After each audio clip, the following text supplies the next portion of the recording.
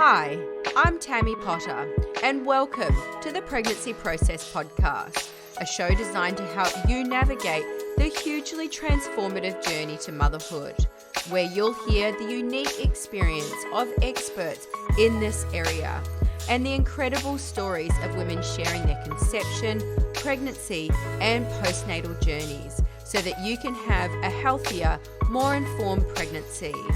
In today's episode, The Pitocin Paradox, an insight into induction, I talk with childbirth attorney, author, and mother of three, Gina Mundy.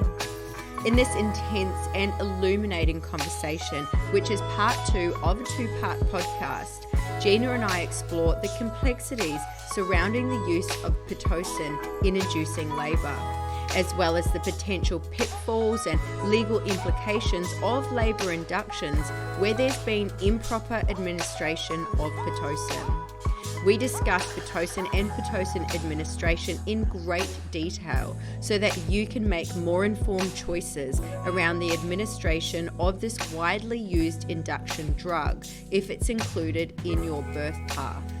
This is a must-watch episode for all expecting parents. Gina, thank you so much for your time today. I'm super excited to get stuck into part 2 and talk all things Pitocin and Pitocin inductions. Tammy, thanks for having me. I'm excited to be back. So let's talk about Pitocin. Your section on Pitocin in your book really resonated with me. I spent quite a lot of time in the making of the pregnancy process program looking at birth and the different types of birth modes and that type of thing. And in my research, I also came to a similar conclusion about Pitocin and Pitocin inductions. And I've always been quite strongly voicing my opinions on them to my clients. And I feel like reading your book just really solidified those thoughts and feelings. So I really want to delve deeper into this. We left off the last podcast talking about when it comes to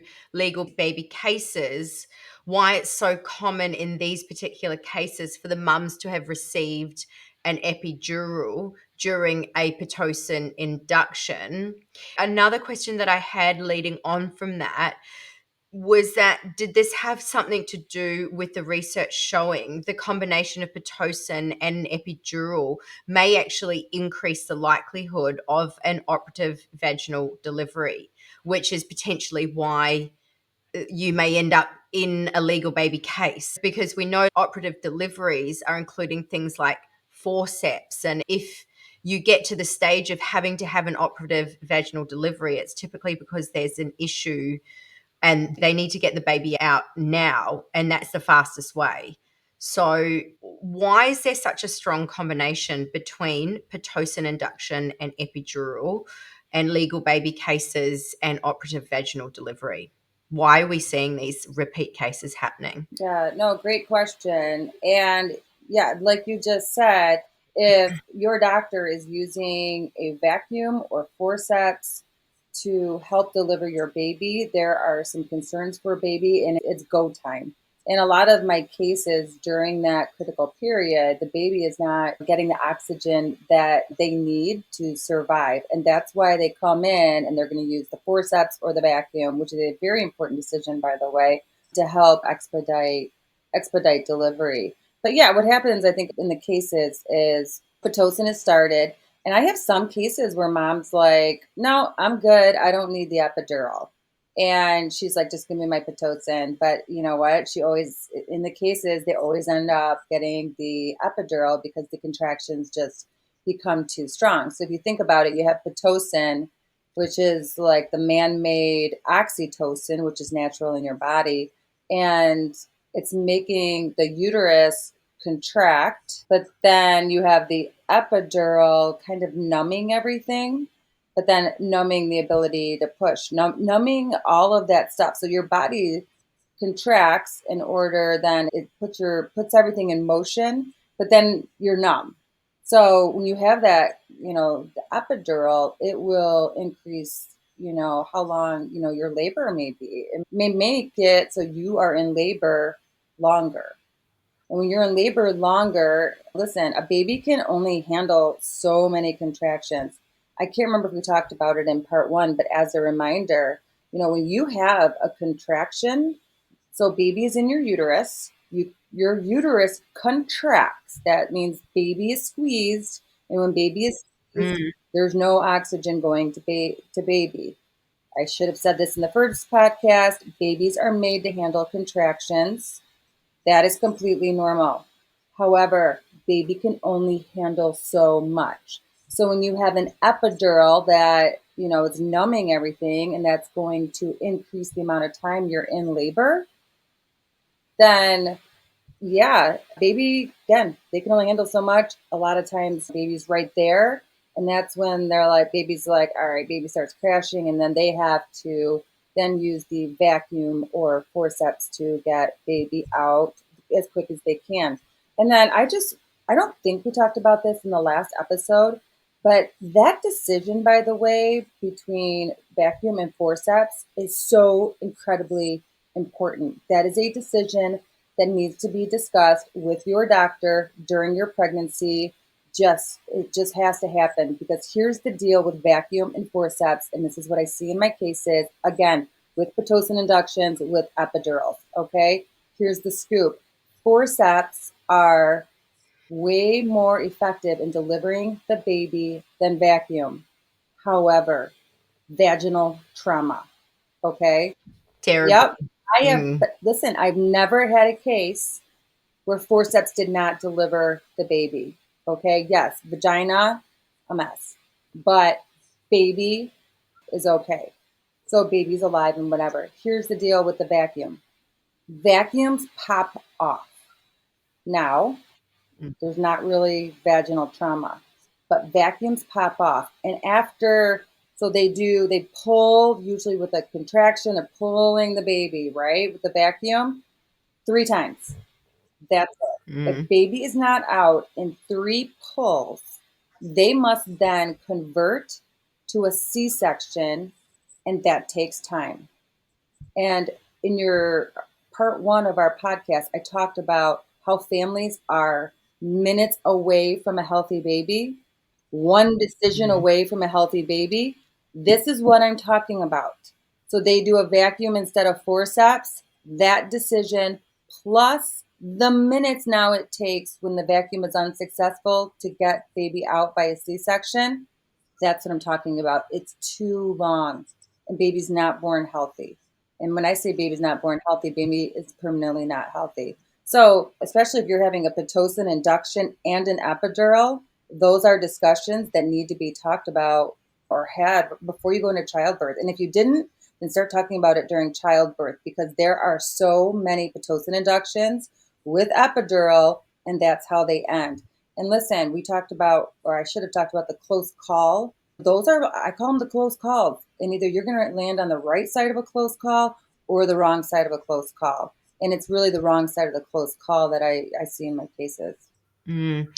I just feel, and we'll probably talk about this a little bit more in detail. There's definitely a few things that have come up from my perspective in here, and that's a lot to do with some of the reasons why I'm not a huge advocate of induction itself. And it has a lot to do with the cascade of interventions, which you're talking about now. So it might start with using a little bit of Pitocin to help get the contractions going, or they might break the baby's waters. They Mhm. might break the waters and then use Pitocin and then start going to epidural, and then there's operative vaginal delivery. So it's just this cascade of interventions that just it almost makes it, well, it makes it like an operative delivery anyway. And there tends, especially if you're going down the route of forceps and that type of thing, I almost think if you're going down that kind of trajectory with your birth, the trauma to your body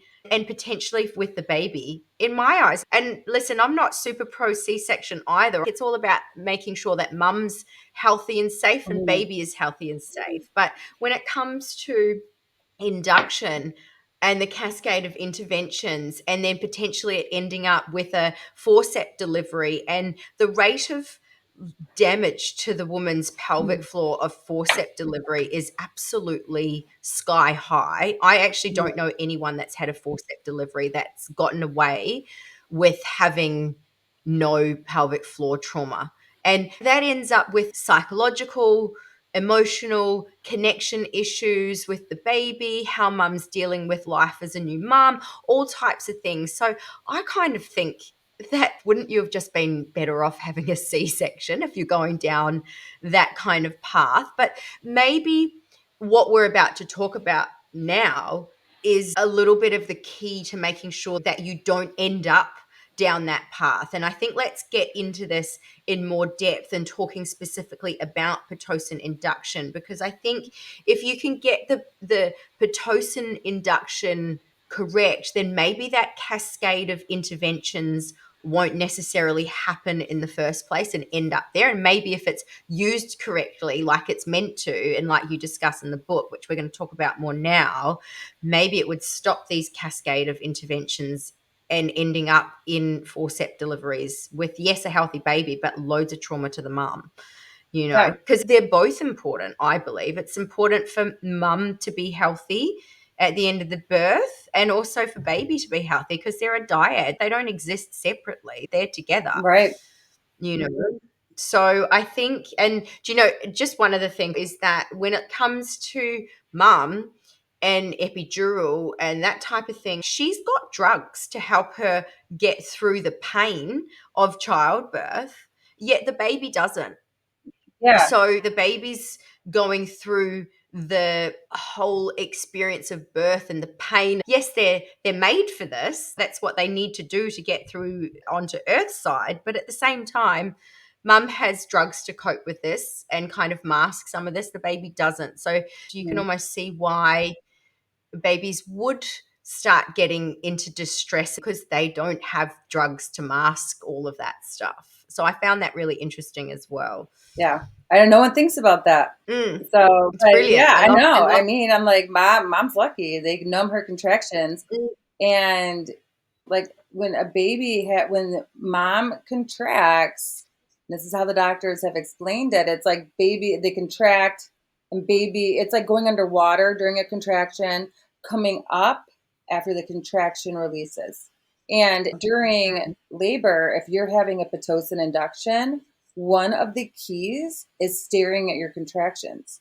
And not only staring at your contractions, seeing how the on the baby, heart rate monitor. yeah, you know what that is. So the fetal monitor will graph Mm. next to your bed, and you'll be able, at the bottom graph are these hills, and the top of the hill is like when your contraction is the strongest, and it's important to understand that baby's not getting oxygen at that point in time.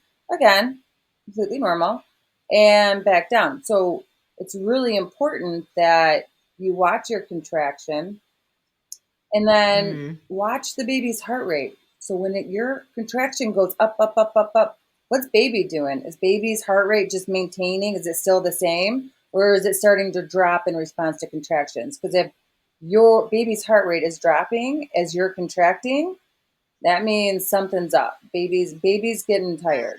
So that's when, obviously, if Yeah. you don't have your delivery team at your bedside, you're like, all right, someone go get the nurse.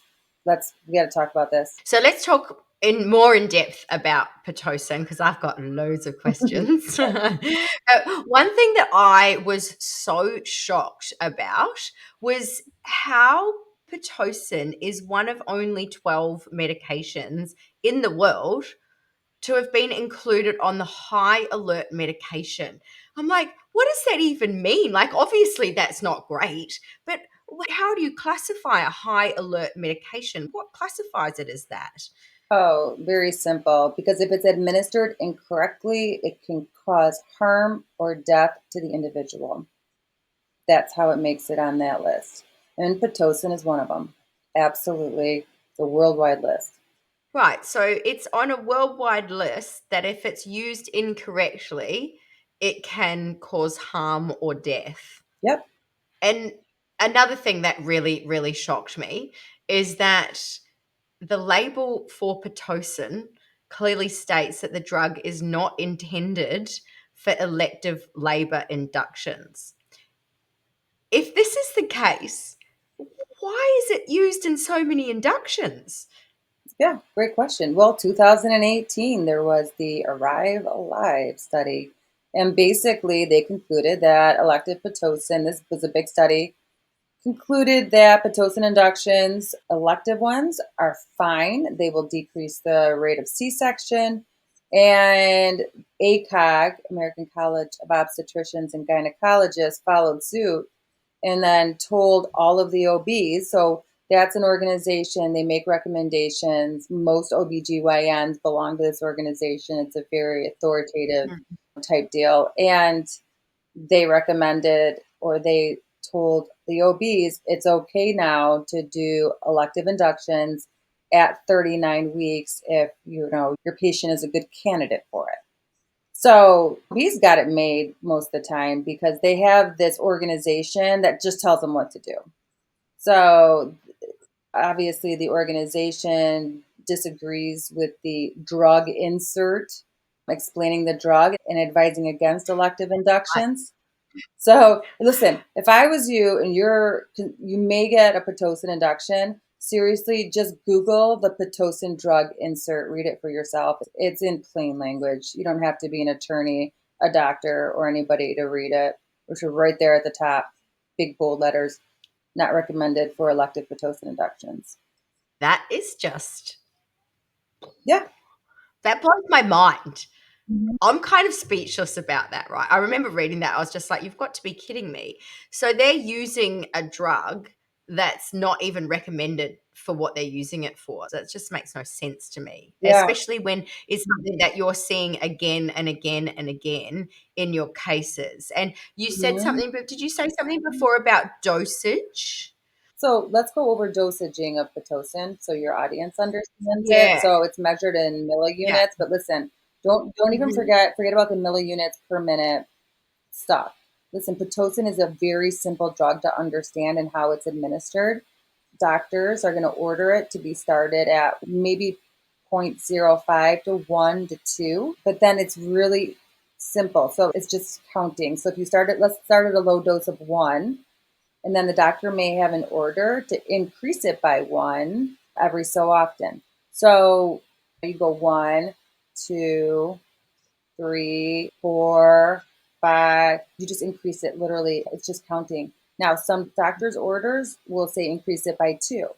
So let's say those orders, they get to 2 and they like to do 2, 4, 6, 8, and whatever. So when we're talking about Pitocin, you're typically starting around 1 and then going up. Now, in the United States, the max dosage without another doctor's order is typically up to 20. And then if you Mm. need more, a doctor will have to write another order and then that'll get you to 30 in the United States. Now there's other countries who jack it up way higher than that. So I've got some really specific Okay. questions around that. So basically, it's common for doctors to start Pitocin induction at a dosage of, say, 1 to 2 milliunits per something or Yep, other. that's right. But I know what you've been saying is that the package insert recommends a lower starting dosage ranging from 0.05 to 1. Mhm. And one study even found that Pitocin can cause stronger than usual contractions, reduce blood flow to the uterus and to the baby, therefore to the baby. What would you recommend when it comes to increasing the dosage of Pitocin?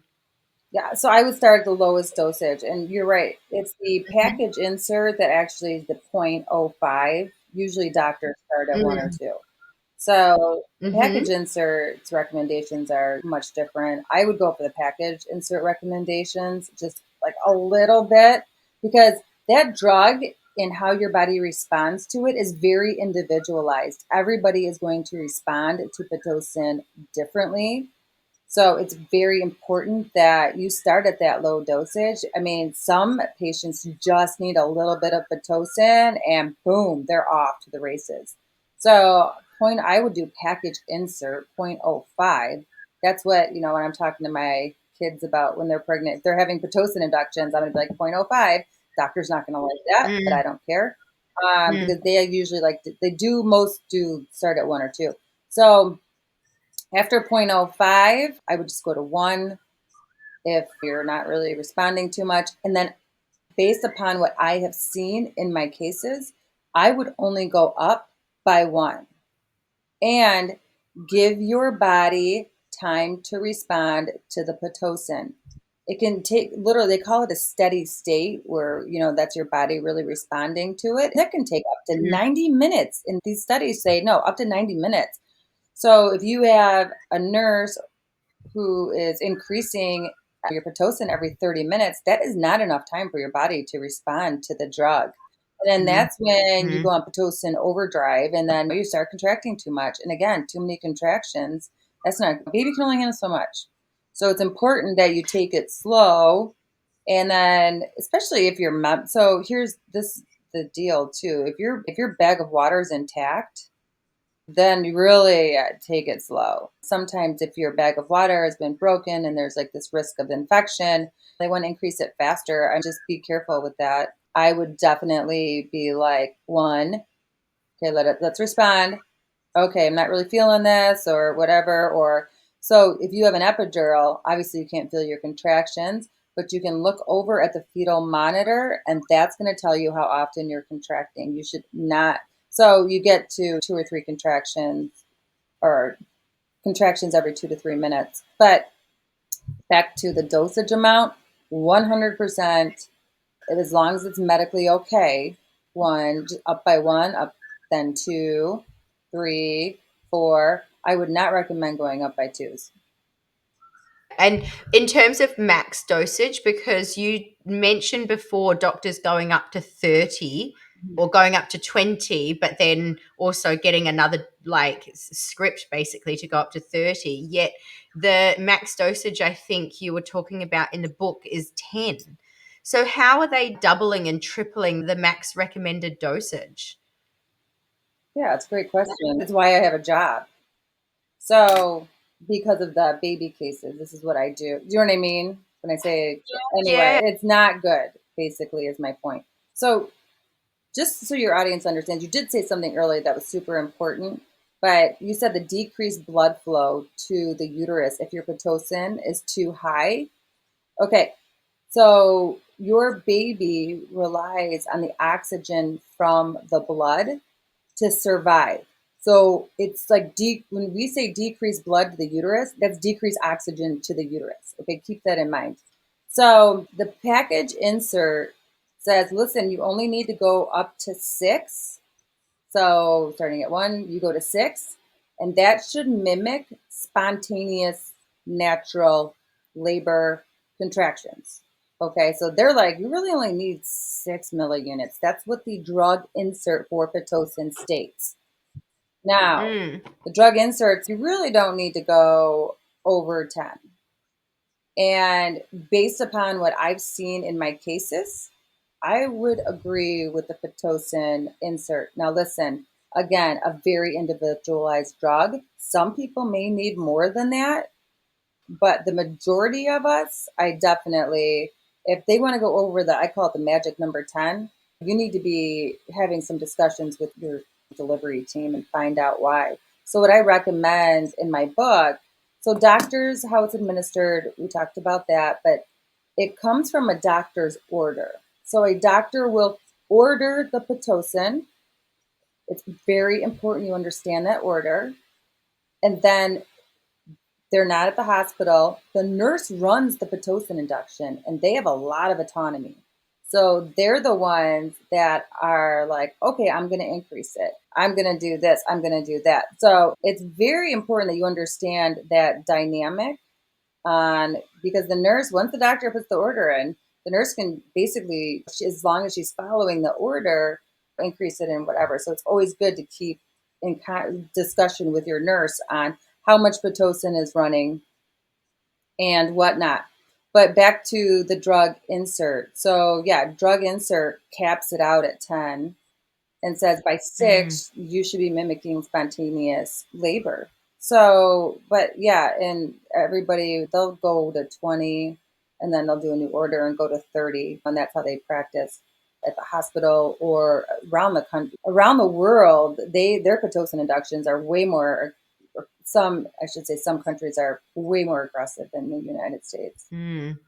And so, are there any kind of signs and signals? And I'll give you a bit of a backstory in regards to this particular question, because one of my dear clients who opted for an induction at 39 weeks, I think it was, which she would have been using Pitocin, she ended up having to have major surgery because they basically blew out her uterus. Mm-hmm.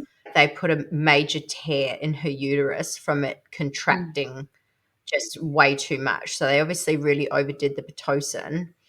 So, in terms of that, if you are having a Pitocin induction, are there any signs and symptoms that you really need to look out for around stopping it? Because you've given us some really great information. You're talking about starting at point 0.5, only increasing by 1, waiting up to 90 minutes between each increase to see how your body's responding to it, only going really up to 10, seeing how it's going, and then taking it on a case by case basis to see if you need to increase it from there. But what type of signs and signals would you look out for to indicate that something may be of a concern? Let's say in the case of my client who I shouldn't really use the blew out her uterus. I'll use the technical term. Like, she had a ruptured uterus from it. That's terrible. But there would have been signs and symptoms leading up to that, I'm sure. Yeah, absolutely. All right, so I gotta elaborate on uterine rupture. So Mm, too much pitocin can make it so, like you just said, the uterus tears open.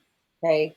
That is extremely bad for baby. When that happens, I've seen babies go into almost like the abdomen. There's no oxygen getting to baby. This is an emergency situation that is life threatening for mom and baby. So when that happens, it is very important that your delivery team picks up on that quickly. Now that's going to happen more so if you've had prior vaginal deliveries. I write in my book and I'm like, hey, if you've had the prior vaginal deliveries, keep your dosage low because it's like you have a tired uterus. That's what some of the doctors call it. I had this happened to a mom, but she had kids. Her uterus is tired. So you got really important to keep that dosage a lot lower, or yeah, your uterus can tear open again, very bad for both mom and babies. So okay, your uterus is inside you. So how do you know that it's tearing? It's a great question. So if you have an epidural, that's hard because one of the biggest signs of a uterine rupture is it's extremely painful, but you have an epidural. So in the cases that I have seen, believe it or not, the pain is so excruciating. Most of the time, it actually they can feel it, but if there's no, so it's also ripping open. So there might be vaginal bleeding unless the baby's head is engaged and it blocks the blood from coming out. But more importantly, back to the pain. So in a couple of cases, the delivery team has called the anesthesiologist in to give another bolus into the epidural to increase the drug. So then you really can't feel the uterus or the uterus rupturing. But yeah, because it's inside you, it is a very hard diagnosis to make. And probably the best way to know if that is happening is the fetal monitor. Because listen, it'll be severe pain, it should be bleeding, but it's going to be the baby then not getting the oxygen that really is going to be the cue that the uterus has ruptured. But I don't know if you want to talk about it now or later, but as part of having a safe Pitocin induction, recommend putting in an internal monitor to watch the baby's contractions because they are so important. But it's also to watch the baby's heart rate. An internal monitor is the most effective way to know how your baby is doing during Pitocin induction. So if you have an internal monitor, and remember, you're basically hardwired. Your baby little screws in the scalp of the baby, and then you're like a wire is between your legs and you're hooked to a machine. However, if your uterus ruptures, baby doesn't like Pitocin, anything. There's an IUPC that goes with this, an intrauterine pressure catheter that accurately measures your contractions. So, anyway, back to the answer of signs of a uterine rupture is really just ultimately, really a lot of times, the first big sign is the baby's heart rate is starting to drop if you have an epidural. In terms of stopping Pitocin, are there any signs before you get to this kind of point? Are there any signs that would point out that maybe it's time to pull back? Would that be if you're, because obviously there's a certain amount of contractions per 3 minutes, I think. Is it 3 minutes? So, yeah, if your contractions are coming 1 to 2. So if you're like contracting every minute or every 1 to 2 minutes, and you're having Too more much. than 5 contractions in a 10-minute window, like you look and you're just like contraction, contraction, contraction, contraction. Yeah, that's usually when then your uterus may tear open. It's too much. It's sad Mm. because sometimes a baby, they'll actually be able to handle it. And so a lot of delivery teams, if baby is cool with all of those contractions and it's not affecting them, a lot of delivery teams won't turn down the Pitocin because baby's fine, but then mom's uterus will tear open. It makes me so sad hearing about all of these things. It really does. And again, I feel like that comes back to that whole cascade of interventions that Mm-hmm. we're talking about. And then even the with the internal monitor, and I know that we spoke about this in the last podcast, but that again comes into that cascade of interventions. It's just one thing after another. And I feel like when you're getting to this kind of point, at what point do you say enough, if you know what I mean? It's not a natural delivery once you start doing all these things anyway. So I don't know. I think my own personal bias is coming out here in terms of when it starts looking at this massive cascade of interventions and huge amounts of pitocin, and you've got the epidural, and you've got the breaking the waters, and you've got the internal heart rate monitor. I mean, you're on your back, you've got cords and wires everywhere. Nothing about that says natural labor to me.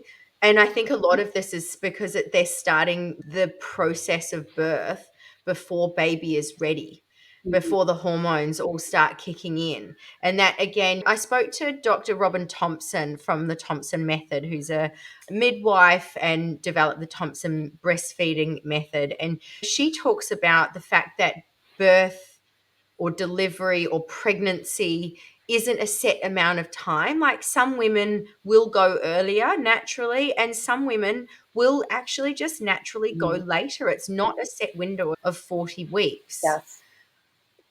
So I don't know. I just, when I hear all this stuff, it's kind of like, why are we using a drug that's not even designed to be inducing elective induction of labor? Why are we using something, and then all these negative effects are cascading from it? Right. And that's In why terms, when I meet with doctors, I can't, I've stopped now. I have. I'm like, you know what? I wrote a chapter on how to have a safe one, but meet with doctors and I'll be like, I hate Pitocin. See what the response is. mm, And the response is universal. Gina, Pitocin's fine. And I'm like, mm, okay. They just have it in their head. I'll tell you though, it's scary because there have been some doctors that get out of training, and I have testimony from it. I think I took it out of the book last minute. I may or may not have. I cannot remember right now. It was kind of controversial. Um, so basically, a doctor out of training was asked, do you understand that Pitocin is a high alert medication? She's like, what? Have you, and then she's asked next. So this is an OBGYN that was currently delivering babies, by the way. Do you understand what the drug insert says about Pitocin? Have you ever read the drug insert? No. She didn't know. She was just trained at the hospital on how to do or order Pitocin. She knew nothing about the drug. And I was like, oh my goodness. And she'd been practicing like for a couple of years. The case had been when she was a resident. So she was a resident in training, but then she was a practicing OBGYN years later during her deposition. And you know what? Mm. That's that one was shocking, but that I've heard that testimony a few times. So they're not being trained. They're being trained that Pitocin is fine. This is how you order it. The nurse runs the Pitocin induction, and they're more trained on, is your patient a good candidate for it? Not so much running it. Now, that's not all doctors. I always hate to say that because there are some really great doctors who do run a more conservative Pitocin induction. And I think if you are going to do a Pitocin, again, that's why my chapter is so important, because if you just take it slow and steady and then let it hit your sweet spot, that's just the right amount of contractions to get the labor process starting, not overwhelming you, not overwhelming baby. According to the drug pamphlet, that's 6.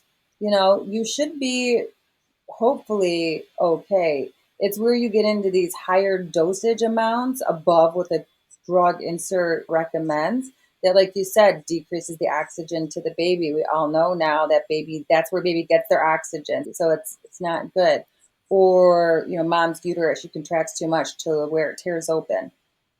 So yeah, it's taking it slow and steady. Let it hit your sweet Mm. spot. Do not let them jack it up and then turn it down. You don't want to go Pitocin up, down, up, down, up, down. And if they're doing that, then you want to be like, whoa. So for everybody out there, you may be listening to this and be like, oh, screw a Pitocin induction. I am not touching a Pitocin induction. Listen, depending on how your labor goes or if something happens, the introduction to my book is a story about my niece, and she was 38 weeks pregnant, and there was concerns about the baby. She was concerned about the baby. Actually, technically I was concerned about the baby. Anyway, point being, I'm like, you need to get the baby on a fetal monitor. So she's 38 weeks pregnant. She was the first baby. She had just planned on going naturally. And she gets to the hospital, and there were concerns about the baby. So the delivery people are like, nope, you got to stay. Obviously, they recommended you got to stay. And here's your 2 options: C-section, Pitocin induction. And, me, with there already being concerns about the baby, I was like, C-section. Just get the baby out. There's already concerns. When there are concerns about the baby and you stress them more with Pitocin, it's a rocky road. It's turbulence. It's not when there are concerns about baby. It's definitely a different type of Pitocin induction. But her delivery team was actually good in the sense that they did, and I know the hospital and I know their protocol, so I knew that they were good. They did. They started at 1, and they did increase it very, very slowly because there were concerns about the baby. Mm. But even if there's not concerns, anyway, here's my point in telling that. If you're pregnant, you need to be ready for a possible Pitocin induction, especially if you are anti C section. So it's very Mm. important that you do discuss these things with your doctor ahead of time and how they administer Pitocin. And listen, some doctors may read chapter 14 of my book and be like, that's how I practice. Perfect. That's great. You probably have a good doctor. Mm. Other doctors not going to agree. So while doctors universally agree that it's okay to administer Pitocin, there is a complete disagreement on what is the proper dosage amount. They all have different opinions. And I wrote this in my book. So this is a very important story. I had a case and I had 2 different doctors that were OBGYNs that delivered babies look at the medical records and tell me, was everything done right or everything done wrong, or what happened. So I get to the first doctor, and the doctor was like, they blew the baby out of the uterus. And I'm like, oh, they're like, way too much Pitocin. It should have been turned off way early in the labor. They literally blew the baby out of the uterus. I'm like, okay, all right, thank you.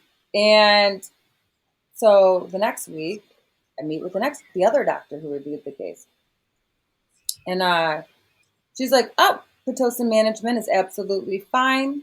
This is how I would do it. Everything is perfect." And I'm like, "Okay, just so you know, I just talked to a different doctor, and he said that they blew the baby out of the uterus. You're telling me you don't agree with that?" And she was like, "I am insulted at such an opinion." I'm like, "Why are you insulted?" But anyway, that's not the point. Like she was like, "That doctor's crazy." And that's what they do. Because I have had depositions earlier in my career, and I would be like, "Why do you guys all disagree?" And basically they're like, "The other doctor's crazy." So it's important that, so just going back, concluding that you understand that different doctors are going to run these Pitocin inductions differently. So, what is in my book is based upon my years of seeing the Pitocin inductions gone wrong, my research extensively about this drug, me traveling the United States many, many times across the United States, talking to different delivery teams about Pitocin, looking at the protocols in the hospitals, and based upon this, at that point when I wrote the book, 19 years experience with all of this, it was made such a big part of my career. I wrote chapter 14. So if you are going to do an induction or you are pregnant, this is definitely the way to go. And I like it, Tammy, that you did your research and concluded the same thing, because if you do your research, it actually is not hard to figure out how Pitocin should be administered. It's just that some doctors don't follow what's in my book. Mm, So basically, you need to know what your doctor's kind of ethos is around it, I suppose. Have that conversation with them, know what the hospital protocol is around Pitocin delivery, and then make sure that the nurse that's delivering it is also on the same page in terms of like slow and steady wins the Mhm. race type thing. Yes. Yeah. But you did mention C section, and I think I'd like to talk about C section because I'm not in one camp or the other. I guess I'm like, if it's not naturally started and going along naturally and all's going fine, then I kind of feel like once it starts getting down this cascade of interventions, operative vaginal delivery, then you might as well look to C-section. But in terms of legal baby cases, I feel like there is a bit of fear for doctors and obstetricians of being sued, which is potentially a huge reason why we are seeing excessive worldwide C section rates. The WHO estimates, and this isn't a pregnancy process program, but the WHO estimates that there should be maybe 15% of deliveries should be C section, but we're seeing rates of over 50% in some countries. I feel like, based on the conversations that I've had, the research that I've done, even conversations with, say, Dr. Robin Thompson, I feel like the whole system is a little bit broken. We have highly medicalized births where doctors are fearing getting sued. C-section rates are super high, and there's loads of positives about C-sections, and I'm pro C-section. I'm not anti it at all. But at the end of the day, we can't forget that hospitals make more money and there's less risk attached to them. So there's less fear that they're going to get sued. They make more money and there's less risk. Do you think that that's maybe part of why we're seeing so many C-sections happening? Yeah, I don't know about the more money part. I don't know if I agree with that one, but the whole entire liability thing, absolutely. Mm, Absolutely. They mm, know. And in my cases, it's the C-section should have been done earlier. Had the C-section been done sometimes minutes earlier, then baby would be mm, fine. So yeah, they may be sectioning moms or recommending C-sections earlier than maybe is needed. So mm, yeah, absolutely. mm. Now, in terms of Pitocin. I just feel like we've gotten so off track. The system's broken. We've got medications to induce labor because doctors are concerned about letting mothers go past a certain point in their pregnancy. These same medications are the common denominator in so many of your legal cases. And I'm not saying that they're not helpful in some cases, but we have gotten so off track. And I don't know how we get back on track. And I guess my question is, why are these interventions such commonplace when they should be used in rare events rather than everyday use? Well, that's a great question. I'm not sure. It's a great question. I think it's more medical.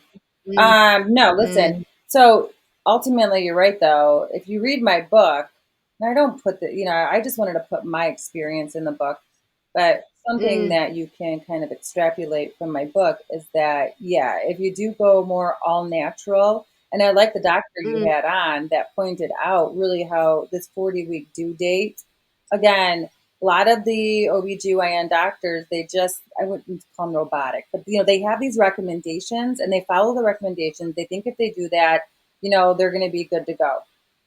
So that whole 40-week thing, that's what they're being taught. So it's nice to have that doctor come in and be like, some go earlier, some go later. So again, I just think it's going natural as much as you can, if that's possible, and that you're really going to avoid the cascade events, the medical interventions, bad outcomes, and whatnot. But yeah, I've only had, and I was asked this yesterday, and I thought it was a really good point. So most of my cases have Pitocin. So I have had just a very few cases that are natural deliveries. Very, very few. Again, that's over, that's by the such way, an 20, amazing point, 21 isn't years. it? This isn't a year. This is 21 years. I rarely have a case that involves spontaneous labor. Isn't that just utterly incredible? Mhm. Because, and that's the other thing, and I guess we probably haven't covered what Pitocin does and why it's not actually a natural spontaneous labor. It mimics it, but it's not. And there's so many other cascading effects that the mother doesn't get by using Pitocin induction because it's synthetic. So all of the, because birth is a cascade of hormones. There's biological things going on, physiological things, there's hormonal, there's structural, there's so much happening when it comes to birth. And it's all so interwoven and interlinked and intricate Mhm. that the Pitocin's not actually, all that's doing is just stimulating contractions. It doesn't really involve the whole body in the way that like spontaneous labor does. So I love that point. That's really really valuable. I think that in your profession you're not seeing cases, or you're seeing extremely rare cases of spontaneous natural delivery, and what you're seeing more of is ones that have been Mhm. induced with drugs and using Pitocin, induction, epidural, that Yeah. type of thing. That's such a brilliant point. And I think that kind of answers my last question that I had for you, which are your thoughts on C-section versus vaginal delivery. I don't know. Would you like to answer that? Yeah. It's funny. I read my Amazon reviews and they're like, she's so pro C section. And I'm like, I thought I was pretty unbiased in my book. So listen, what I've seen for 21 years, and I even wrote this in the book. I mean, baby lawyers have C sections. It's hard for us to relax to have a baby. So for me, and again, just keep in mind what I've seen. Yeah, C-section, because most of my cases do end either in operative vaginal delivery or C-section, and it was that the C-section was not done in time. So Mm. if there's concerns or whatnot, yeah, C-section. I think it's hard. Everybody's very individualized, but I think C-section is a good option. It's interesting that you just mentioned baby lawyers w- can't relax No, to have a baby. They've no, those seen are too much, and professional. that's that's the key, isn't it? Like you've seen too much. You can't actually relax to be able to let yourself go through that. And I know I asked you this last time, but one final question: Oh, sure. what is the one thing that you wish all women knew before having a baby? If I want to base it on our conversation today, Today. you know Yeah. what, I would understand the difference between delivery, like we just talked about, delivering spontaneously, all natural, and how that may be a really great option for you. And then reading my book and understanding how to prepare for that option, that's a great option. And if you do have a Pitocin induction, understanding what that exactly means. But if you're pregnant, you need to understand what Pitocin is. You do not want to be confronted with this decision at the hospital and not understand what you're getting yourself into. If you have to, take my book to the hospital. If someone's like, oh, you got to get Gina's book, whatever, and make sure that they're following it. Have the nurses take it up to the nurses station and go through my chapter 14. But just having a good Mm. understanding of what a Pitocin induction is. And then C-section is your other option.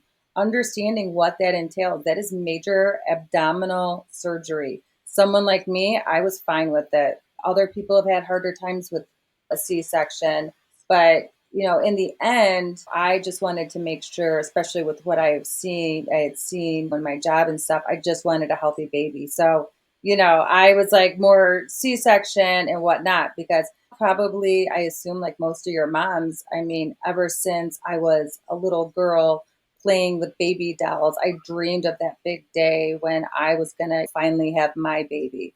And I just wanted to make sure I did have my baby and that I took my baby home and I enjoyed that powerful moment. So just getting ready and understanding your options on the actual delivery is just absolutely huge. So you can enjoy that powerful moment that's life-changing with your baby. Yeah, one thing that I talk about a lot in the pregnancy process is the power in the process is Mm. becoming educated around your options. That's like a very key phrase of mine. And I think that's so true when it comes to childbirth. Yeah, And, it's funny. I feel like when you asked me the C-section question, I kept dancing around it or whatever, and I will do that. But when I go, I don't know. I don't know if I'd say pro C-section. Just it's hard because based upon what I have seen, that I don't mind a C-section. But mm, it's just very individualized. For every single person is different. I would hate for somebody to listen to me on this podcast and be like, I'm going to have an elective C-section based upon what Gina said. And then you're like, what the heck? Because again, they're cutting right through your abdomen. It's like they cut you in half almost, I feel like.